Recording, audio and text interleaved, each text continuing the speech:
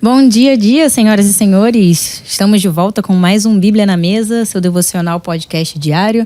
É uma honra estar fazendo parte do dia de hoje com vocês aqui, dentro da sua casa, seja na cozinha, no transporte para ir para o trabalho, na academia.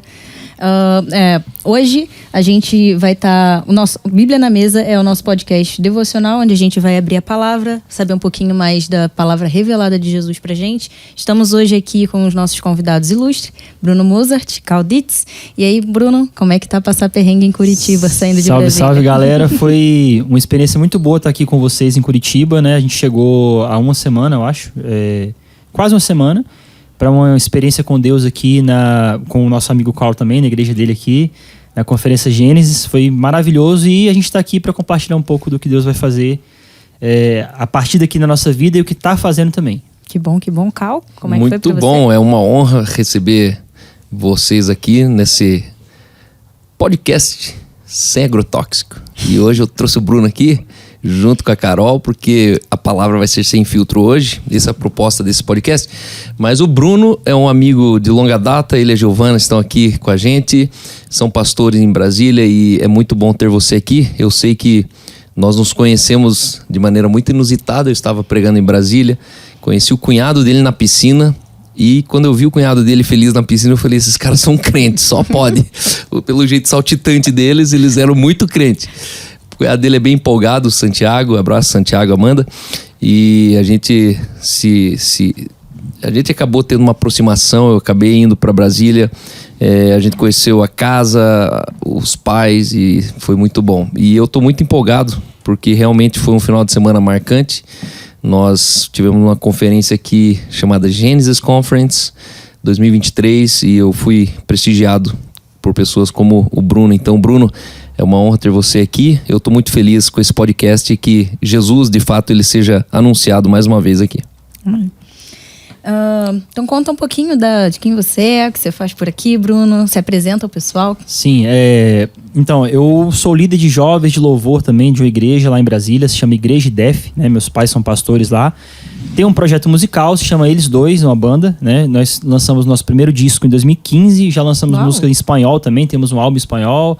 A gente já rodou aí o Brasil, já fizemos apresentações também fora do Brasil, ali na Colômbia, na Argentina, e é isso aí, Deus está usando a gente na música, na arte, e também para compartilhar essa questão da palavra. A gente também grava podcast lá em Brasília. Meu trabalho é muito focado nisso aí, entendeu? E missões interculturais. A gente tem um trabalho na Amazônia, já fizemos algumas viagens para a Amazônia, para trabalhar com índios e ribeirinhos. Então, assim, a gente tem uma experiência maravilhosa para contar dessas viagens que nós fizemos aí com os índios também. E aí, Carl? Foi uma das coisas que mais me impactou na vida deles, foi o quanto a família inteira, o pai e a mãe deles, tem um testemunho poderoso de onde Deus chamou eles. Hoje eles são, de fato, uma comunidade consistente, relevante, são pessoas de verdade, são pessoas reais. E com certeza admiro muito, respeito muito o ministério, respeito o coração para os ribeirinhos, para os africanos. Eu já vi a tua irmã também muito dedicada junto com o projeto Antivírus, né? Um projeto que está presente nas escolas públicas, estaduais, mudando a realidade de jovens no ensino médio, lá em Brasília. Então é uma igreja assim que eu respeito muito e hoje estou na expectativa de ouvir o que o Bruno vai trazer para nós de palavra fresquinha. Isso aí vai ser interessante. Hoje eu quero falar sobre os improváveis. É o tema do que eu quero compartilhar com vocês. Então, se você quiser abrir, tá lá em Juízes, que eu queria compartilhar, Juízes 3,15. O texto de Juízes 3,15 fala assim. Fala sobre Eude, né? Diz assim: mas quando os israelitas pediram socorro ao Senhor, ele levantou um libertador para salvá-los. Chamava-se Eude, um homem canhoto, filho de Gera, da tribo de Benjamim. Então, assim, eu quero focar nessa parte aqui sobre a questão de Eude. Se você for olhar na cultura, o que significava essa parte importante do texto? Que ele era canhoto, né? É engraçado a gente ver o texto e falar assim, mas por que a Bíblia ela traz alguns detalhes que a gente não entende de cara, mas assim, se a gente for a fundo no texto, a gente consegue entender o significado daquilo. Então, se você for olhar culturalmente, Eu vou trazer aqui umas curiosidades para vocês. Nos tempos medievais, por exemplo, você utilizar a mão esquerda, uma pessoa que era canhota, ela geralmente era ligada a um feiticeiro. Então teve gente que morreu na era medieval ali, justamente pelo fato de ter nascido canhoto. Olha que interessante isso. Se você olhar na antiga Grécia e a cultura romana também, a parte esquerda do ser humano, ou o esquerdo, era tendencioso a ser algo profano e algo imprestável, né? E os judeus também tinham essa cultura. Você só podia fazer a unção ali, no caso de você ungir uma pessoa a algum ministério, a alguma coisa, com a mão direita. Era uma cultura, né? Nós vemos a Bíblia falar também que que Jesus assenta à direita do Pai. Uhum. A gente vê, por exemplo, na China, você só pode comer com a mão direita, você não pode comer com a mão esquerda. Então, se você olhar em diversas culturas, né, nós temos esse significado que o direito ele pende para o divino e o esquerdo pende para o que é mal, para o que não é tão santo assim. Uhum. Então, quando você vê esse texto da Bíblia falando que Eude era um homem canhoto, a gente tem que trazer aqui um ponto de atenção para esse detalhe, porque é o seguinte: para você ver um guerreiro que era um libertador, a Bíblia fala que Eude ele foi levantado como um libertador. E você vê que esse detalhe do canhoto para um judeu era importante. De cara, quando o judeu olhasse Eude, Carl, ele já pensava o seguinte: cara, um canhoto vai ser alguém que vai representar a gente. Talvez para a nossa cultura ocidental, para a gente que está aqui, é tranquilo, né? A minha mãe mesmo é canhota, ela escreve com a mão esquerda ali. Não sei como, né? Que é o contrário, né? Tipo, difícil até de usar. É de trás para frente, não sei que negócio é esse. Pro judeu já travou já. Pro judeu já é um negócio absurdo. Então, assim, as pessoas, elas olhavam para Eude e falavam assim: não é possível que Deus levantou esse homem. E aí eu queria trazer um ponto pra gente, porque assim, quando eu olho pra Bíblia, eu vejo sempre Deus levantando homens improváveis. As pessoas que ninguém imaginava que dali sairia alguma coisa. E quando eu olho pra mim, eu me olho no espelho, eu me vejo como esse canhoto de Deus, sabe? Eu vejo essa pessoa improvável de Deus, que Deus ele levanta a par de todas as circunstâncias, as coisas, ele sabe de tudo. Mas o ser humano, ele olha pra gente, ele pode falar pra você que tá ouvindo esse podcast, ou pra mim, falar: não, mas você é improvável. Aonde você alcançou o seu lugar de alcance hoje, as coisas que você conseguiu conquistar, quem você tocou durante a sua caminhada. Talvez lá no começo, muita gente te julgou, ou hoje tá te julgando como uma pessoa improvável. Mas eu quero trazer Eude como uma reflexão pra nós hoje. Uhum. Sabe? Porque assim, Deus é que sabe o tanto que ele pode fazer na sua vida, o quanto e quando ele pode fazer. Não são as pessoas, não são as circunstâncias, não é nem mesmo você, a visão que você tem de si que vai determinar isso, sabe? Então, assim, eu acho muito interessante isso, porque Eude ele escolhe 700 homens para fazer parte do exército, né? E é interessante porque Eude escolhe homens canhotos também para esse exército. Então ele é um quebra de paradigmas, Carl. Ele chega, ele fala: não vai ser só eu, vai ser um bocado de canhoto para quebrar esse paradigma. Um bocado de improváveis. Então eu acredito que o reino dos céus, ele é... Aqui na terra, a atuação dele, ele é formado de homens improváveis. Deus, ele não tem interesse em homens já prontos. Ele quer pegar os improváveis e fazer algo grande daquilo ali. Por quê? Porque não diz respeito a mim, diz respeito ao que Deus pode fazer em mim. Amém. Entendeu? Então, quando você olha a tribo de Benjamim, esses 700 homens, se você estuda a história, fala que eles conseguiam atirar pedras de cerca de 400 gramas a 140 km por hora, e ele conseguia atingir um fio de cabelo. Ele conseguia mirar no fio de cabelo de um homem e acertar um fio de cabelo. Então, assim, eram homens que você não conseguia ver em nenhum lugar homens tão capacitados e qualificados. E o interessante, Carl, que no exército, como era comum o guerreiro ser destro, ou ele ter essa cultura de pegar a sua arma com a mão direita, quando esse exército aqui de Eude ia contra os filisteus ou contra o exército inimigo, eles não estavam preparados para um soldado que lutava com a mão contrária. Olha que interessante, a estratégia de Deus. Uhum. Então Deus, ele sempre vai utilizar caminhos que talvez para a nossa estrutura, para a nossa forma de pensar, para a nossa forma de agir, seja contrário, justamente para quebrar esses paradigmas, justamente para que as pessoas que estejam, ou o inimigo, ou o sistema, ele possa ser confundido com o que Deus está fazendo, porque vai ser sempre uma contracultura, vai ser sempre um contrafluxo.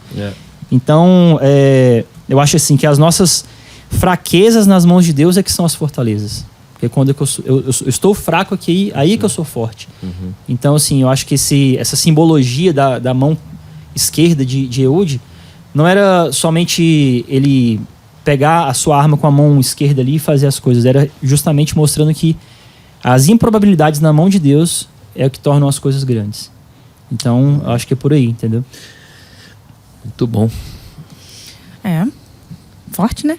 Porque cada momento é igual falar quando Deus, ele pega a sabedoria, ele confunde os sábios para poder cumprir o propósito dele. E de fato, porque as maiores pessoas, a gente consegue ver, no momento que você escolhe se dedicar para Deus, você vê que nas tuas fraquezas você não tem força para nada. Recentemente eu passei por uma experiência dessa, de receber um conselho do que eu deveria fazer para poder tomar como uma atitude, e dentro das possibilidades de coisa que passava na minha cabeça, aquilo nunca seria um cenário, eu não teria força para desempenhar aquilo, e teve que ser assim: Deus, se isso acontecer, não fui eu, foi porque você que capacitou, é só para você, e a finalidade é essa, né, do nome dele ser engrandecido, do nome dele ser reconhecido. E esse fato histórico aí, ele tem muita questão até hoje. Eu recentemente vi que as escadas que a gente vê em A Espiral, elas têm um propósito de sempre ser para um lado, o lado direito ser o mais largo. Porque quando eram feitos em torres, que tinham os ataques até também, as pessoas atacavam com a mão direita. Então quem estava em cima seria beneficiado em atacar quem estava subindo a torre para poder atacar.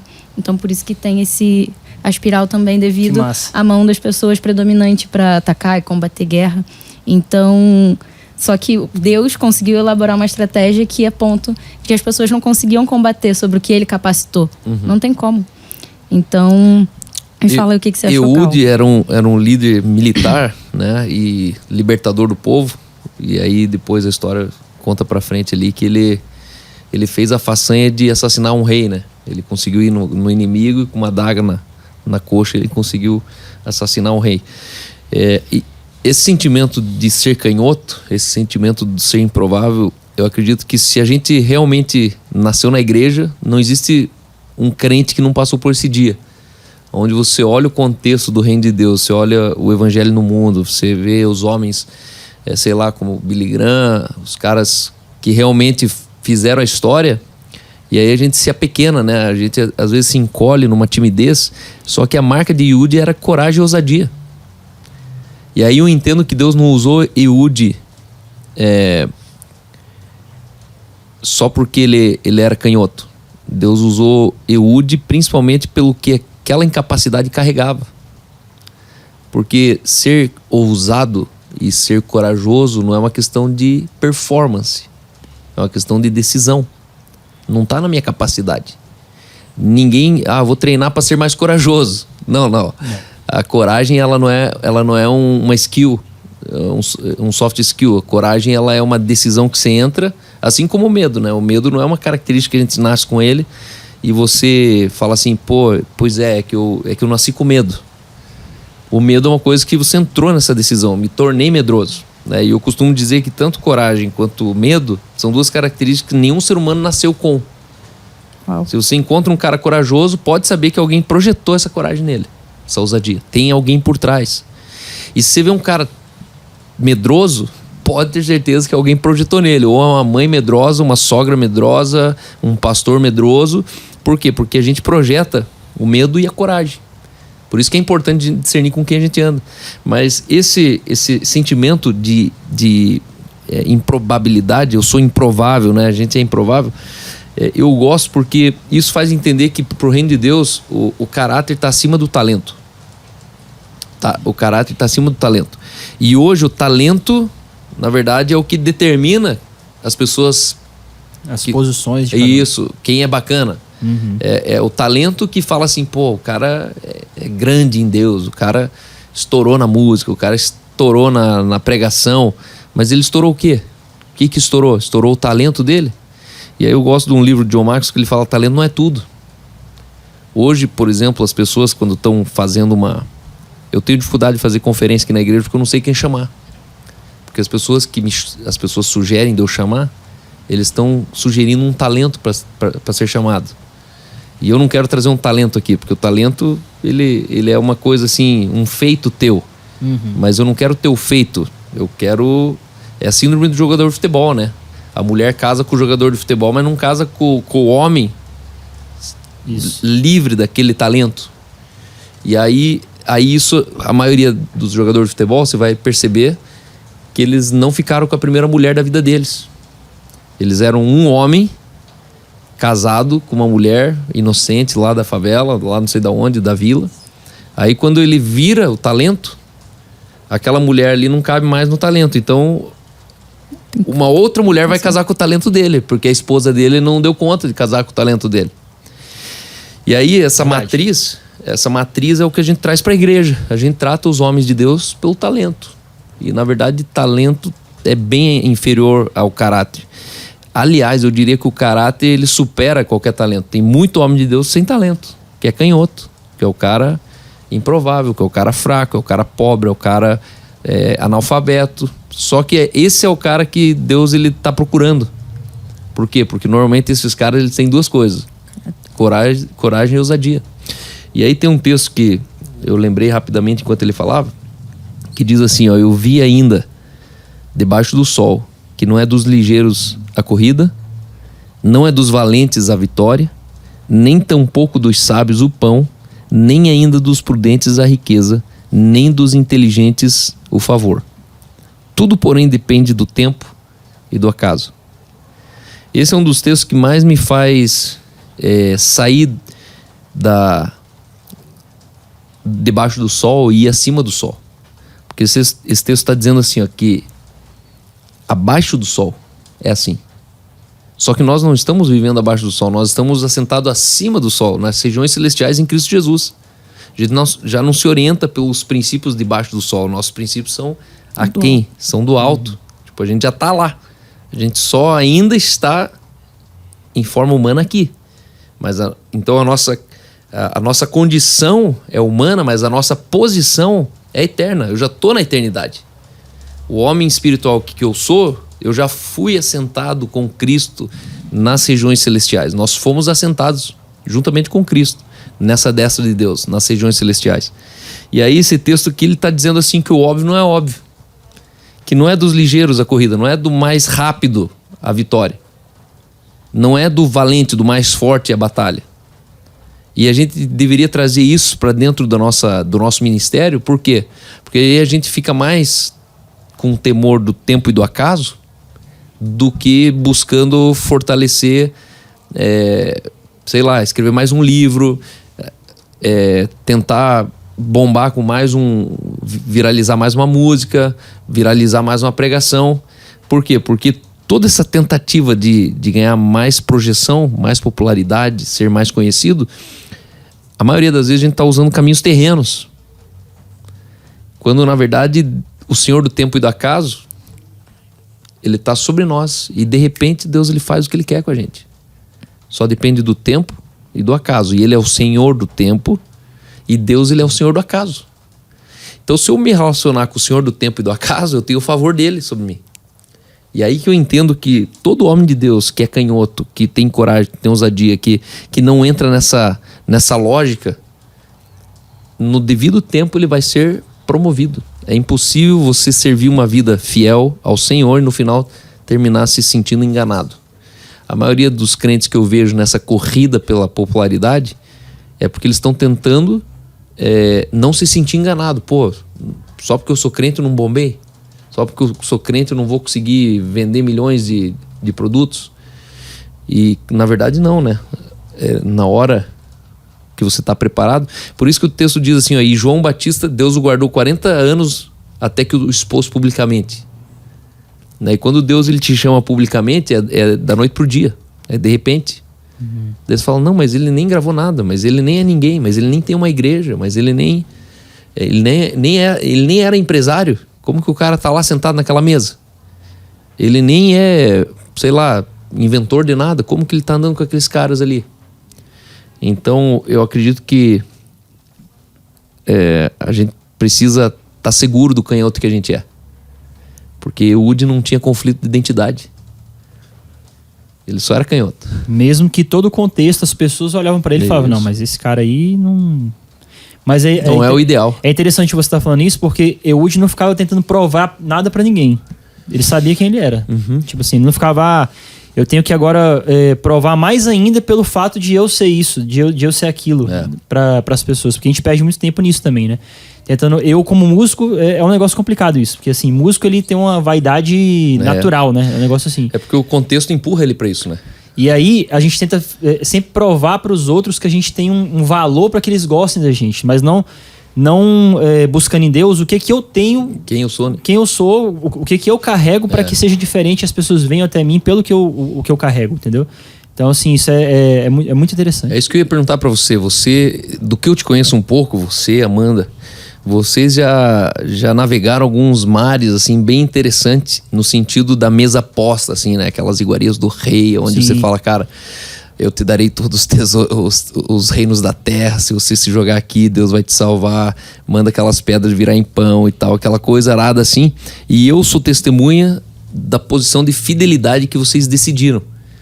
Se eu não me engano, vocês têm um episódio da vida de vocês que vocês estavam numa encruzilhada, assim, ó. A gente se lança como um produto ou a gente se mantém fiel ao chamado, à vocação que a gente foi chamado. Como é que foi essa história lá atrás? Conta um pouco dessa experiência, porque eu acredito que você tá no centro do gospel nacional ali. Primeiro que você tá no centro do Brasil, segundo que você foi pro epicentro, que é São Paulo. Sim, sim. Né? E teve uma experiência lá já com bandas, igrejas, outros músicos, pastores. Como é que você se libertou disso? E como é que você conseguiu superar isso? Porque você ainda não é o governador do Egito, como Daniel. Sim. Mas você já decidiu comer só legumes, né, na vida. E você tá bem no gap, assim, né? Eu tô no jejum de Daniel. Tô esperando para ver o que vai dar isso aí. De fato, essa é a nossa fase hoje, enquanto banda, né? Porque a gente começou com uma visão. E é muito interessante isso, Carl, porque assim, a gente teve uma conversa numa mesa. Essa semana passada agora, a gente estava no estúdio gravando, produzindo novas músicas, né? E uma das conversas que demorou muito tempo foi numa mesa, onde a gente estava conversando assim, quem nós somos? O que Deus realmente chamou a gente para ser? Né? De fato, assim, qual é a nossa identidade? Porque assim, na música você tem muitos caminhos, e a gente pode pegar o mais fácil, porque, por exemplo, a gente escuta a nossa playlist do Spotify. Qual é a música que é mais ouvida, por exemplo? A gente fala, então eu vou fazer música assim, porque o povo escuta mais. Só que, será que é isso? Entendeu? E aí a gente tava nesse dilema, tipo, qual é o nosso estilo? O que a gente faz, entendeu? Até que a gente bateu o martelo e falou assim, ó, desde o começo, Deus falou que a gente deveria ser o quê? Então a gente não vai mudar o foco. Independente se seja uma banda que não vai explodir no Brasil, a gente não vai estar no mainstream, mas assim, que a gente seja aquilo que a gente nasceu pra ser, entendeu? Mesmo que seja diferente. E o que vocês nasceram pra ser? A gente um pouco da identidade da banda. Da ideia da banda, a gente chegou na conclusão que nós de fato somos uma banda indie pop. É o nosso estilo, é o estilo musical da banda, né? E as letras que a gente carrega, elas são letras que falam do nosso cotidiano, da nossa experiência de vida. A gente tem que sair um pouco do clichê, né? Então não são músicas que talvez se cantaria num culto de igreja. Elas não são músicas tão congregacionais assim. Mas elas são músicas de experiências com Deus onde você estiver, ouvindo no carro, ouvindo no avião, ouvindo numa academia. São músicas para esse tipo, entendeu? Então, assim, a gente, depois que a gente saiu desse contexto que ele falou aí, de estar realmente no lugar de visibilidade e tal, aí é que a gente não teve mais agenda nenhuma. Tipo assim, passamos quase 3 anos sem tocar igrejas, agora que a gente tá voltando.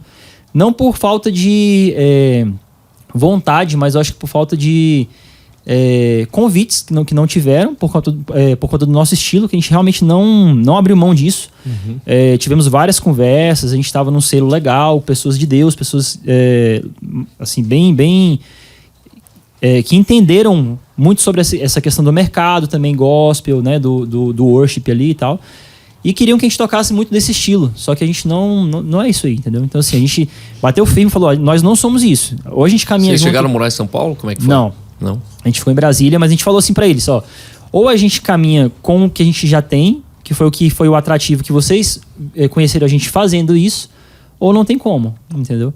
Foi quando a gente amigavelmente falou, não, então não tem como, então vamos seguir cada um pro seu...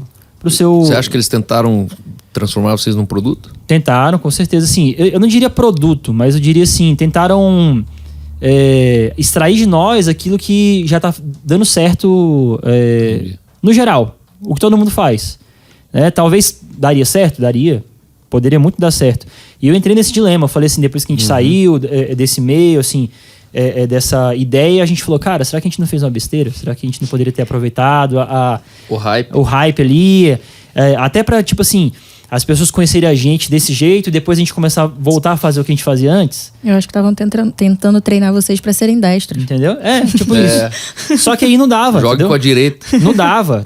Então, assim, a gente não se sentia pleno nisso. Então, assim, eu acho que a gente é pleno quando a gente cumpre aquilo que a gente realmente nasceu pra ser. Então, na casa, lá, a gente gravando, cara, 3, 4 horas da manhã, a gente no estúdio produzindo e a gente tava se sentindo pleno de Deus. Porque a gente falou, sabe assim, nós estamos fazendo aquilo que a gente nasceu pra ser. A Eles Dois é uma banda pra ser isso, entendeu? Pra ter essa sonoridade, pra ter esse tipo de letra, esse tipo de abordagem, pra atingir esse público. Então, se Deus colocou a gente pra ir pra esse fronte de guerra aqui, é ali pra onde a gente vai, entendeu? E não vamos abrir mão disso, independente do que vier. Então, acho que foi algo muito interessante isso. Ter a identidade forte dentro de nós, não abrir mão disso. Porque senão a gente estava fazendo outra música. A gente estaria fazendo outra coisa que não é a Eles Dois, entendeu? Era o Bruno e a Amanda cantando outras coisas, que não é o que a gente nasceu para ser. E hoje vocês estão muito melhores com essa decisão em questão de fluir? Sim, assim, não tem tantos ouvintes, né? Não tem tantos streams. Tantos fãs. Mas a gente tem gente que foi tocado pela nossa música de maneira autêntica. Nós somos autênticos. Real, né? Então a gente não tem dúvida disso. Nós somos autênticos porque nós somos o que a gente nasceu para ser. Então isso é muito legal, entendeu? Eu acredito que um dos dilemas realmente nosso é entender que o reino de Deus não se faz com fãs. E hoje a religião ela funciona com o fã e com o ídolo, né? O pastor é o ídolo, a banda é o ídolo, o cantor é o ídolo. E eu me lembro que eu conheci pessoalmente o irmão Yun, brother Yun, que é o pai do Isaac Liu. Não sei se conheceu o chinês lá, o Homem do Céu, né? Que foi perseguido e tal. Hoje é refugiado internacional, mora na Alemanha como refugiado. E eu fui na casa dele tomar um chá com ele. E aí eles falaram que um dos lugares que eles menos têm vontade de voltar no mundo é o Brasil. E aí esse cara, ele conta hoje, ele viaja o mundo inteiro, né? A China tinha 5 grandes líderes no crescimento acelerado da igreja perseguida. E o irmão Yun, ele era um dos 5. E aí a China, ela crescia até enquanto o mundo inteiro mandava bíblias para eles. Quando começaram a mandar livros sobre louvor, sobre adoração, liderança, a igreja chinesa se dividiu.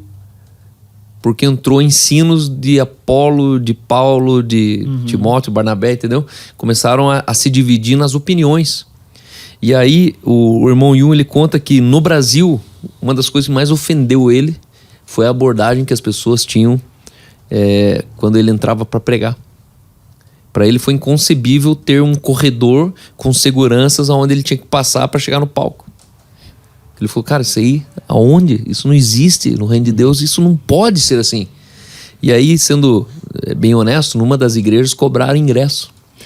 E aí acho que tinha umas 3.000 pessoas lá, o ingresso era R$20. Ele chegou e falou, não, por que vocês estão cobrando? Eu já vim aqui com um combinado que é de graça. Ah não, a gente tá cobrando para honrar você depois, não sei o que. Nunca viu um centavo daquele dinheiro ali. Faz 3.000 vezes 20, né? Então, dá bastante, né? Nada 60 mil para uma noite de um culto, onde você traz um cara que combinou ir de boa fé só para pregar o evangelho, né? E eu percebo que a gente está se perdendo no universo de fãs, né? O fã é o cara que ele perdeu a identidade de quem ele é no Senhor, né? Um cara com identidade no Senhor, ele nunca vai ser fã de ninguém. Talvez de Jesus, porque, né, ele vale a pena ser seguido. Mas fora isso, a gente precisa ter modelos, exemplos, a gente precisa se inspirar uns nos outros, a gente precisa se encorajar uns nos outros, mas a gente precisa também ter a medida justa de um do outro, né? Eu não posso nem ser... eu não posso nem idolatrar minha esposa, meus filhos eu não posso idolatrar, porque isso não cabe. O que é idolatria? Você dá um tempo e um valor demasiado para aquilo que tem o seu valor. E a gente está fazendo isso com os nossos cantores, com os nossos pregadores. A gente está criando personagens, onde esses homens, no final do dia, eles não são 1/3 daquilo que vendemos de quem eles são, né? E eu me lembro no começo que eu também viajei muito, eu cheguei nesse ponto também, só a diferença que eu pregava, né? Não cantava. E eu lembro que tentaram mudar a minha retórica. E aí quando eu não mudei, os pastores sentavam comigo e falavam assim: mas Cal, você tem que entender o jogo, Cal. Isso aí não vende, né? Tipo assim, não é um negócio que... É que isso divide, isso é muito real, é muito verdadeiro, isso não abrange tudo. Você tem que pegar uma comunicação que abrange todo mundo. Ou seja, você falou com todo mundo, mas não falou com ninguém. Então você foi mais tipo assim, a prostituta daquele programa, entendeu?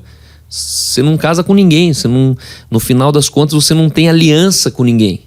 Por quê? Porque esse cara prega em todo lugar. Se você prega em todo lugar, tem alguma coisa errada. Só falou que o pessoal queria ouvir, né? Não falou que precisava ser dito.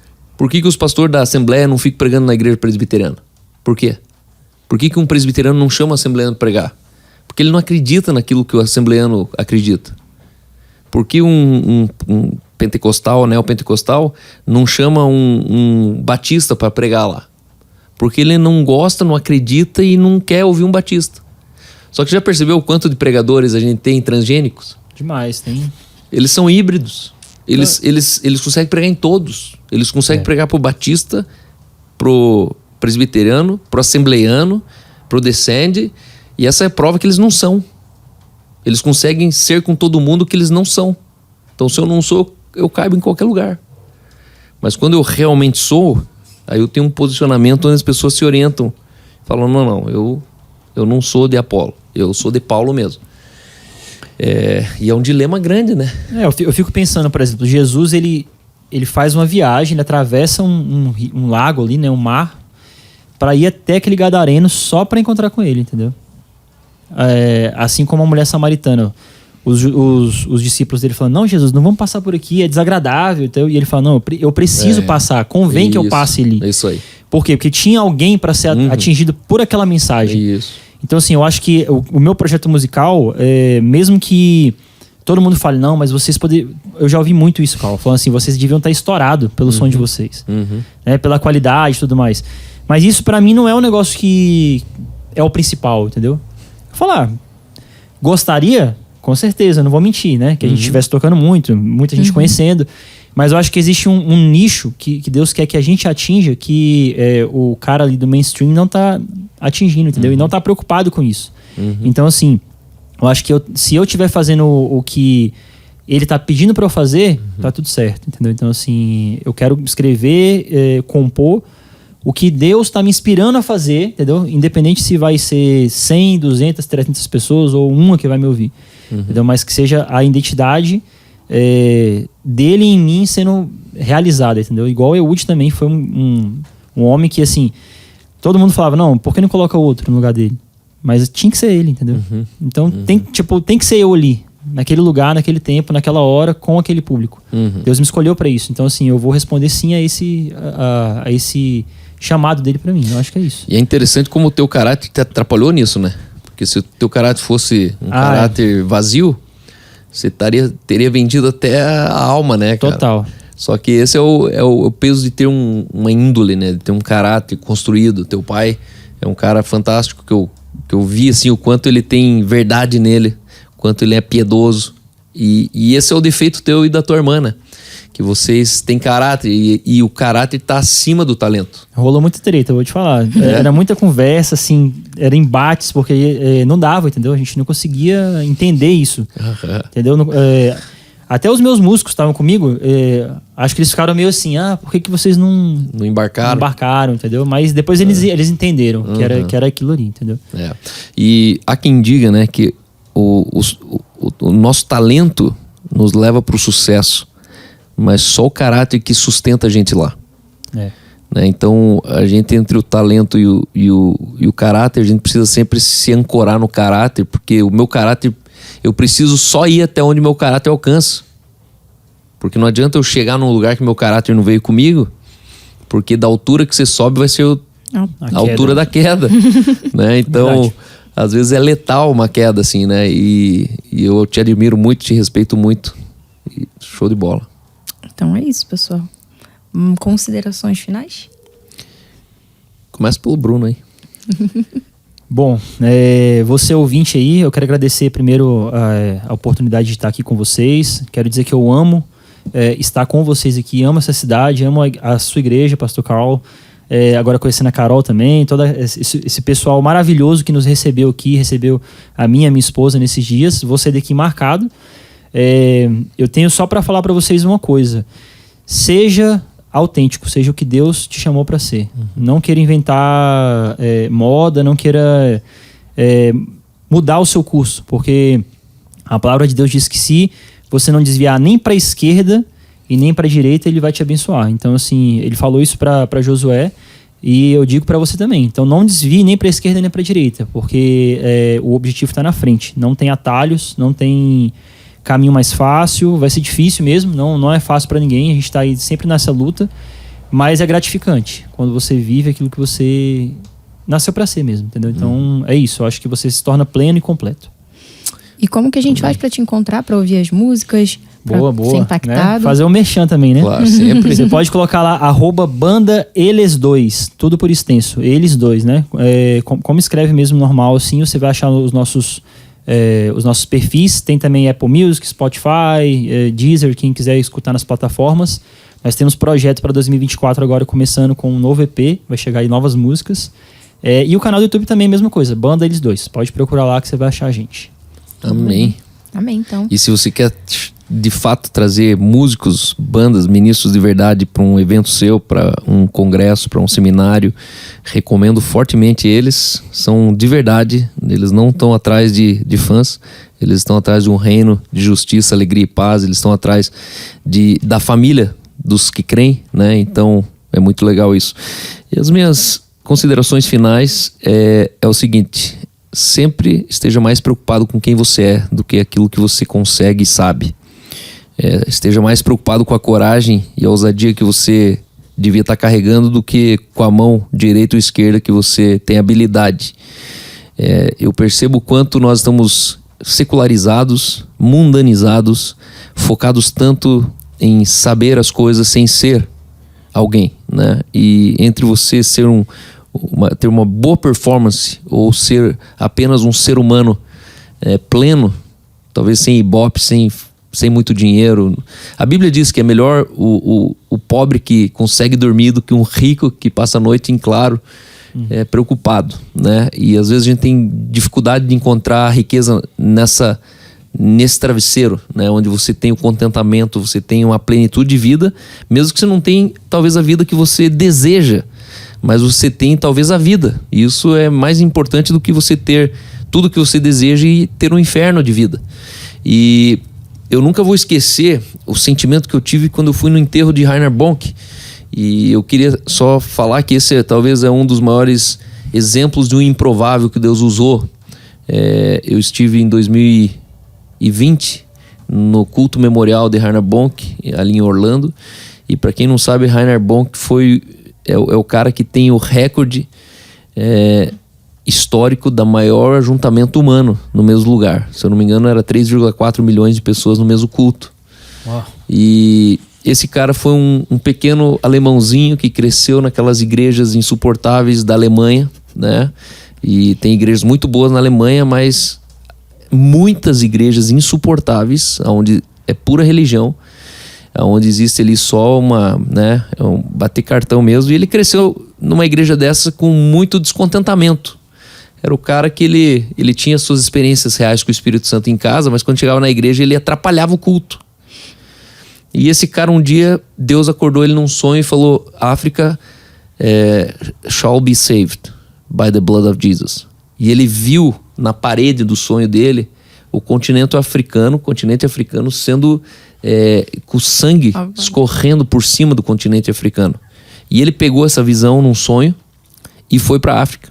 E ele chegou com a sua esposa na África e com um acordeão na praça ele começou o ministério dele. Ele só sabia tocar acordeão Pensa um cara branco, cara alemãozão, com acordeão no colo, e ele tocava acordeão. E aí Deus falou assim: agora você aluga um estádio, né? Obviamente que era bem mais barato, né? Da realidade que ele veio para a realidade da África. Então ele foi lá e pagou o estádio. Na primeira noite, o estádio estava lá, tinha umas 300 pessoas no culto no estádio inteiro. Aí na segunda noite, já tinha 1000 pessoas, só que teve um cara que levantou da cadeira de roda. Na terceira noite, começaram...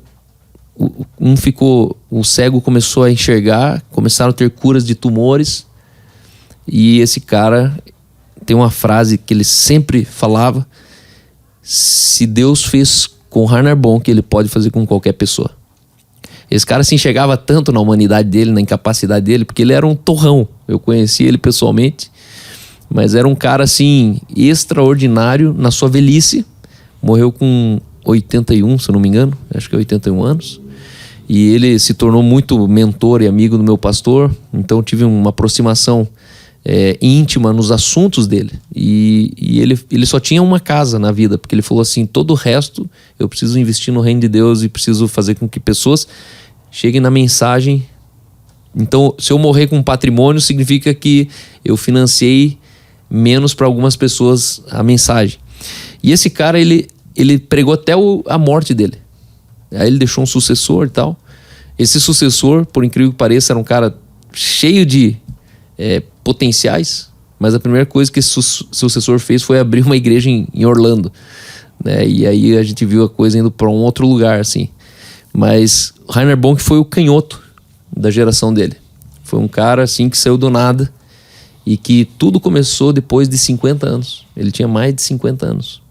E aí quando você falou, né, que as pessoas passam por você e falam: nossa, mas você não estourou ainda. A pergunta é: o que é ainda? Né? O que é 30 anos para quem vai viver 90? Quem diz que tem que estourar com 20? Quem diz que tem que estourar com 30? Quem diz que tem que estourar com 45? E aí a gente precisa entender que todo dia é um dia bom para a gente estourar. Só que tem uma promessa: você será conhecido na medida que Deus lhe diz que você vai ser. Né? Deus, ele quer levantar libertadores, Deus quer levantar Eudes, Deus quer levantar pessoas que se coloquem nesse lugar para que um povo inteiro seja liberto. E como que faz para ser um libertador? Coloque a expectativa da libertação do povo. O problema é que nós estamos colocando a nossa expectativa no nosso nome ser célebre. Então não é sobre o povo ser liberto, é sobre eu viver privilégios. E Deus, ele não funciona assim. Enquanto eu me orientar num sucesso pessoal de escrever livro, de fazer uma igreja grande, de tornar o meu nome um viés de privilégios, eu não vou estar sendo libertador. Moisés era libertador, Noé foi libertador, Abraão foi libertador, Eude foi libertador, José foi libertador, Daniel. O que esses homens tinham em comum? Esther foi libertadora. O que eles tinham todos em comum? Que a última coisa que eles estavam preocupados era com o nome deles. Davi foi libertador. E se eu posso deixar uma consideração final aqui, se preocupe menos com o teu nome e se preocupe mais com a libertação de um povo. Quem é o povo que Deus te confiou? Tem um povo que Deus te confiou, tem um povo, tem uma tribo social, tem uma classe social, tem um tipo de gente que só você vai conseguir comunicar com eles. E quanto mais você se dispõe a ser esse elo de libertação de um povo, mais rápido Deus faz seu nome conhecido. Por quê? Porque esse povo precisa saber quem é você. Né? Então, obrigado pela tua palavra. Obrigado, Carol. Muito bom participar disso e saber que no reino de Deus não existe o improvável. Por isso que todos são reis sacerdotes. Se existisse súditos, se existisse servos no reino de Deus, alguém seria improvável. Mas a prova é que o reino de Deus, diferente de todos os outros reinos, é o único reino na terra que não tem súditos. É um rei, é um reino de reis. Ele nos constituiu um reino de sacerdócio. Então, você que está me ouvindo, carrega uma convicção: você é rei. Você é rei. Não importa se você é canhoto direito ou canhoto, destro ou canhoto, mas entenda que ser rei é suficiente para Deus ele te colocar como libertador de um povo, Deus te colocar como um líder na tua geração. E isso foi importante passar pelo processo de identidade em quem você é também, né? Porque em algum momento você poderia achar que pelo sucesso do mundo você já estaria ganhando tudo, você teria atingido o sucesso, mas não adiantou nada pegar o sucesso do mundo e perder para Deus. Não, a contagem não tá aí. Para mim, o que ficou de hoje, desse podcast aqui, foi a minha consideração final, foi entender a identidade do que é para Deus. Porque se Deus falar que você só tem que tocar uma pessoa na vida, o restante do mundo inteiro pode falar que teu sucesso era para poder alcançar 1 milhão de pessoas, que não vai adiantar se você não alcançou a uma que precisava. É isso aí. Então, a consideração final para mim foi a coragem e a ousadia, que você só sabe, você só vai estar pronto para fazer isso quando você souber qual é o teu papel, saber quem você é e entender qual é o teu propósito. A identidade, não, vai ser aqui. O que a gente precisa fazer não tá ligado a isso. Tudo bem, o meu público é essa tribo aqui. Porque sempre vai ter alguém precisando ouvir a gente. As pessoas são diferentes. Comunica. A ver, se eu comunicar com todo mundo, eu não vou falar com ninguém. Então, eu preciso entender quem vai estar comigo. Então, isso foi mais um Bíblia na Mesa, pessoal. Muito obrigado por terem assistido. Muito obrigado por terem nos ouvido. Um abraço. Tenham uma excelente semana e que essa palavra continue ecoando com vocês.